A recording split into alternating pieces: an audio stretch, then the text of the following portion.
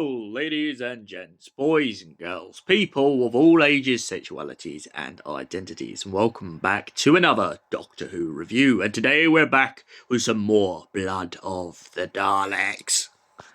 So, without further ado, let's jump back in where we left off. Essentially, the Doctor and Lucy have been split up. Lucy is in a cell, locked by the Daleks, and the Doctor is locked in a base being attacked by Dalek mutant hybrids.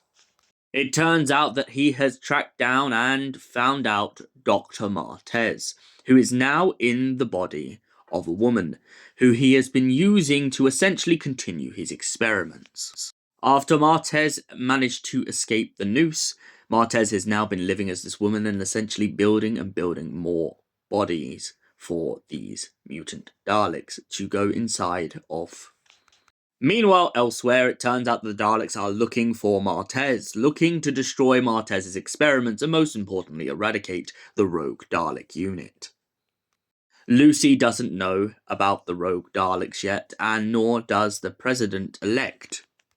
But soon after they realise what's happening, they wait for the Doctor to arrive to really realise how the Daleks are going to go about this. The Daleks go looking for the Doctor, trying to track him down, and Lucy really kind of just leads them to him.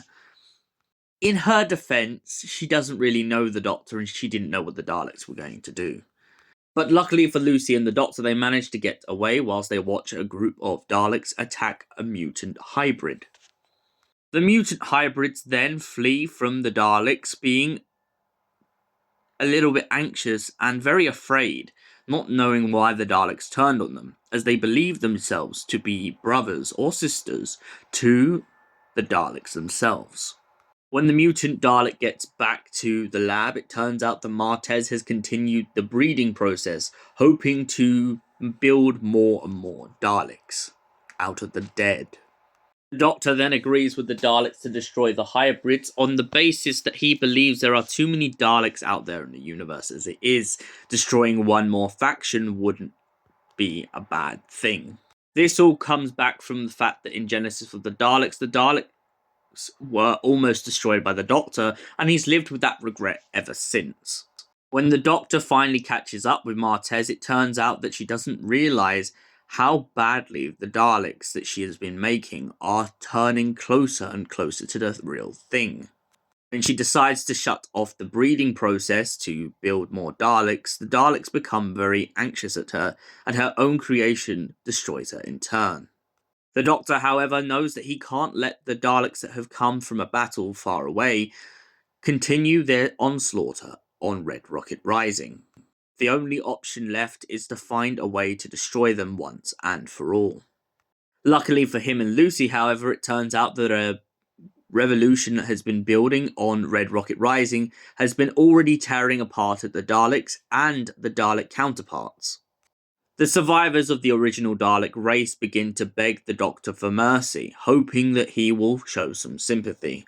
The Doctor says that it's too late, and this should be their fate.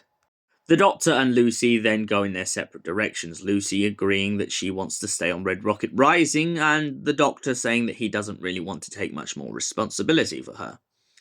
However, Lucy eventually gets bored and finds that the police box is still standing there, and so she asks the Doctor for a lift. Not that she likes the Doctor, however, but she believes that it's her only way of escaping this planet. It also turns out that we find out in this episode that there is a headhunter looking for Lucy Miller. We don't know what their intentions are, but we know one part about their intentions is that they will find Lucy Miller no matter where she goes in the galaxy. So, what did I think of Blood of the Daleks Part 2? Well, I definitely say it's just as strong as the first part. Martez is such a great adversary. Her intentions really gives me kind of Davros vibes. And I love how the Doctor constantly complains in this audio that everyone who ever seems to make the Daleks never seems to shut up about it. And he's really, really not wrong. I mean, if you look at Davros compared to Martez, they have very big similarities on the basis that they are so obsessed with their creations. I feel like Lucy does a great job in this story. She has a couple great moments. First time when she's pretty much brought into the Dalek ship that she is really, really annoyed at the Daleks. Second part is when she tries not to get blown up.